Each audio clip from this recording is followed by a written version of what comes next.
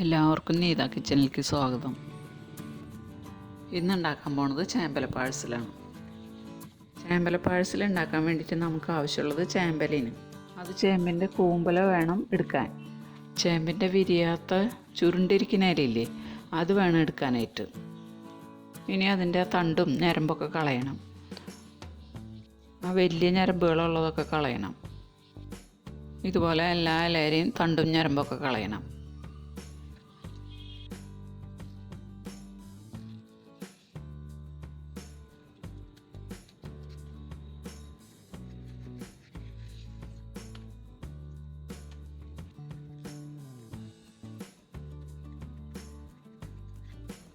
ഇനി ഒരു പാത്രം എടുത്ത് അതിലേക്ക് ഒരു കപ്പ് അരിപ്പൊടി എടുക്കാം. ഇനി പൊടി നനയ്ക്കാനായിട്ട് വെള്ളം തിളപ്പിക്കണം. അതിന് ഈ വെള്ളത്തിലേക്ക് പാകത്തിന് ഉപ്പിട്ടിട്ട് വേണം തിളപ്പിക്കാൻ. ഒരു കപ്പ് അരിപ്പൊടിക്ക് 1.5 കപ്പ് വെള്ളം വേണം. ഇനി അത് തിളപ്പിക്കാൻ വയ്ക്കാം. തിളച്ച് കഴിയുമ്പോൾ അത് അരിപ്പൊടിയിലേക്ക് ഒഴിച്ച് കുഴയ്ക്കാം. വെള്ളം ഞാൻ മുഴുവൻ ഒഴിക്കണില്ല. ഒന്ന് കുഴച്ചെടുത്തതിന് ശേഷം ബാക്കിയുള്ള വെള്ളം കൂടി ഒഴിച്ച് നല്ലപോലെ കുഴച്ചെടുക്കാം. ഇതിന് നല്ലപോലെ വറുത്ത അരിപ്പൊടിന് വേണ്ടത്. പത്തിരിക്കൊക്കെ വറക്കില്ലേ, അങ്ങനത്തെ പൊടി. പൊടി കുഴയ്ക്കുമ്പോൾ ഒട്ടും കട്ടയില്ലാണ്ട് വേണം കുഴച്ചെടുക്കാനായിട്ട്. ഇനി ഇതൊന്ന് ചൂടാറിയതിന് ശേഷം കൈ കൊണ്ട് നല്ലപോലെ കുഴച്ചെടുക്കണം.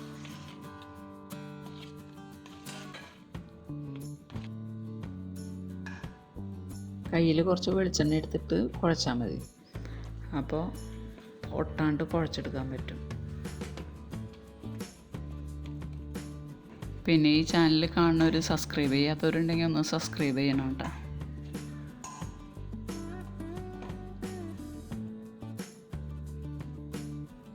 ഇനി ചേമ്പല നിവർത്തി വെച്ച് കൈ ഒന്ന് വെള്ളത്തിൽ തൊട്ടതിന് ശേഷം ഒരു ഉരുള മാവെടുത്ത് ഇലയിൽ വെച്ച് പരത്തിയെടുക്കാം. നല്ലപോലെ കനം കുറച്ച് പരത്തിയെടുക്കണം. പരത്തുമ്പോൾ കൈ ഇടയ്ക്കൊന്ന് വെള്ളത്തിൽ മുക്കണത് നല്ലതാണ്, അല്ലെങ്കിൽ ഒട്ടിപ്പിടിക്കും, പരത്താൻ ബുദ്ധിമുട്ടാവും. കൈയൊന്ന് വെള്ളത്തിൽ മുക്കി പരത്തുമ്പോൾ എളുപ്പം പരത്താൻ പറ്റും.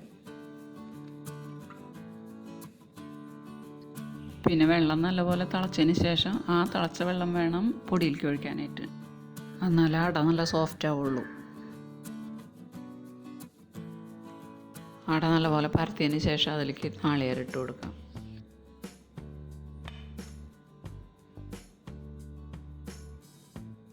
ഇതിൽ നാളികേരം നല്ലപോലെ ഇടണം കേട്ടോ.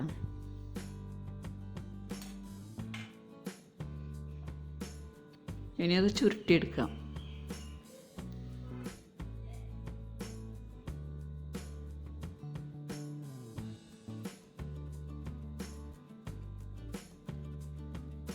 ഇതുപോലെ തന്നെ ബാക്കിയുള്ളതും പരത്തിയെടുക്കാം. ഇല കൂടുതലുണ്ടെങ്കിൽ ഒരില വെച്ച് പരത്തുന്നതിന് പകരം കൂടുതൽ ഇല വെച്ചിട്ട് പരത്തിയെടുക്കാം.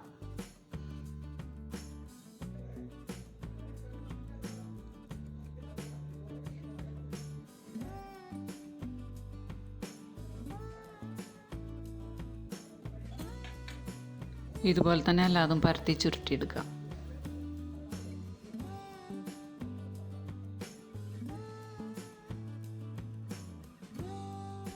ഇനി ഇത് പുഴുങ്ങിയെടുക്കണം. അതിനു വേണ്ടി ഒരു പാത്രത്തിൽ വെള്ളം വെച്ച് തിളപ്പിക്കാം.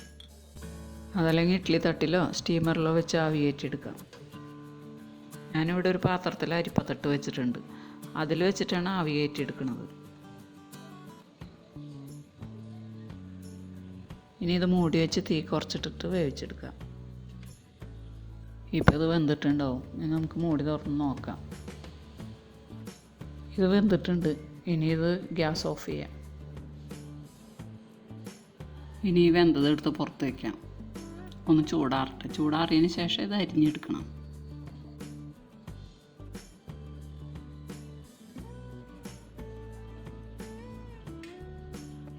ഇതുപോലെ എല്ലാതും അരിഞ്ഞെടുക്കണം.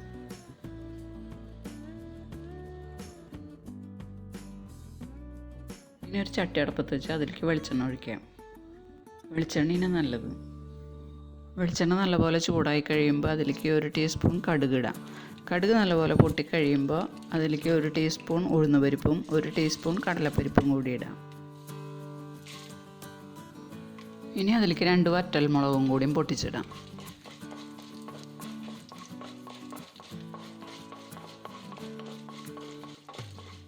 ഇതൊന്ന് മൂക്കുമ്പോൾ അതിലേക്ക് 1 സവോള അരിഞ്ഞതും 2 പച്ചമുളക് അരിഞ്ഞതും 1/2 ടീസ്പൂൺ ഇഞ്ചി അരിഞ്ഞതും കുറച്ച് കറിവേപ്പിലയും കൂടി ഇടാം. എരിവ് കൂടുതൽ വേണമെന്നുള്ളവർക്ക് പച്ചമുളകിൻ്റെ അളവ് കൂട്ടിയെടുക്കാം.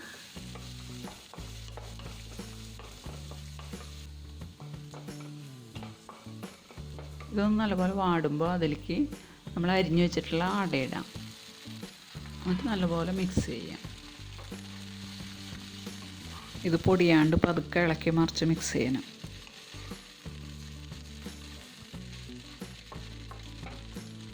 നല്ലപോലെ മിക്സ് ചെയ്തതിന് ശേഷം ഒരാവി കയറിക്കഴിഞ്ഞാൽ ഇത് ഓഫ് ചെയ്യാം.